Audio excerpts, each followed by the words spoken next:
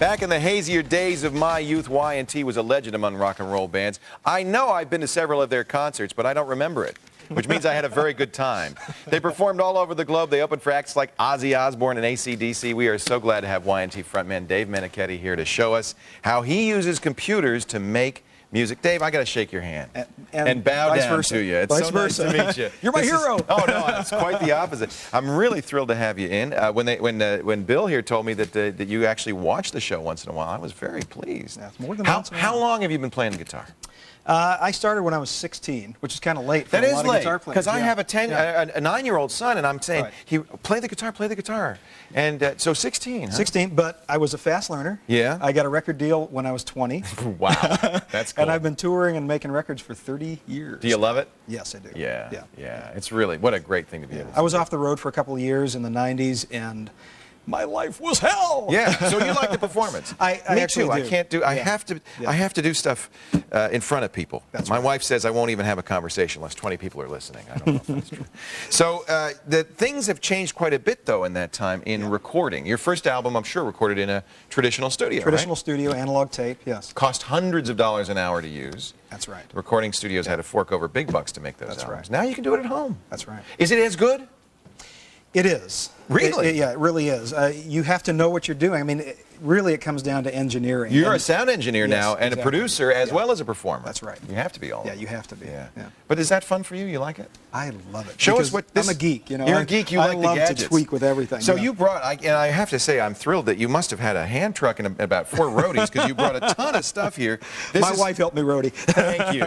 This is stuff from your home recording studio. Yes. Actually, I borrowed the CPU from Central Computer, but they make all of my CPU. You just don't want to pull it out of the rack. Exactly. Yeah. And this is a rack mountable unit. And well, we're going to get to the. Let's go in order. Start with the FireWire audio card.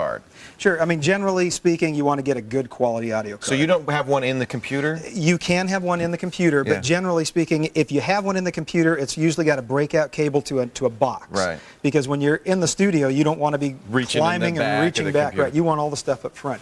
This is FireWire. This makes it really easy. You don't even have to get inside your computer and put a card in, worry about interrupts or anything like that. M-Audio is the name of it. M-Audio, yeah. M-Audio actually is one of the best companies out there for sound cards right now because they keep their drivers current, and they're really very good. Important. Very important, yeah. And now, one of the advantages also getting the sound card out of the box is you don't have all the electrical interference that's inside the box. So a lot of people say it's cleaner to get if you can get a digital output as you do with FireWire and have all of the analog to digital stuff. Analog to digital and digital to analog conversions are done outside the box. Yeah, that's always better. Now, I like these speakers. We were listening, and this sounds like we're at a concert here, and they're just tiny little speakers. What are these? These are also from M-Audio, and they're their little 5-inch satellite speakers, and I also brought their subwoofer down here, and it's a nice little combo, and somewhere in the range of $500 for the whole thing. You're kidding? No. And you can really hear what's happening when you're recording and mixing and so on and so forth. What makes a good speaker? What are you as a musician and a recording artist looking for in a speaker? Well, generally speaking, we say that we're looking for accuracy.